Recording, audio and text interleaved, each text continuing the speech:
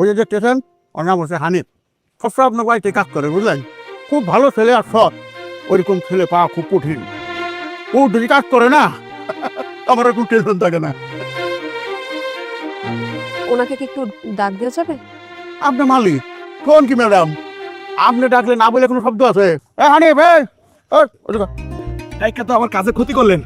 এই যে কাঁচমালা আইলাম, কাজের ক্ষতি হইলো না? আসলে আমি ডেকেছি আপনাকে। কাকা আপনারে তো চিনতে পারলাম না। বোকা, কিছুই বুঝো না। উনি হইতেছে আমি ওনার ভাস্তি, উনি আমার আঙ্কেল হন। আপনাকে কাজে থেকে ডেকে আনাটা আমার উচিত হয়নি। আপনার অনেক ক্ষতি করে দিলাম না? জি আপা, জি জি জি। এই আসলে কাজ করে খাই তো, কাজে ফাঁকি দেই না। কাজে ফাঁকি দিলে আল্লাহর কাছে কি জবাব দেবো কন? সরি, আমি বুঝতে পারিনি। বলে কি দেখ হানিফ। হ্যাঁ হানিফ, আপনি কাজে ফেরত চলে যান, আর ক্ষতি করতে চাই না। ঠিক আছে আপা।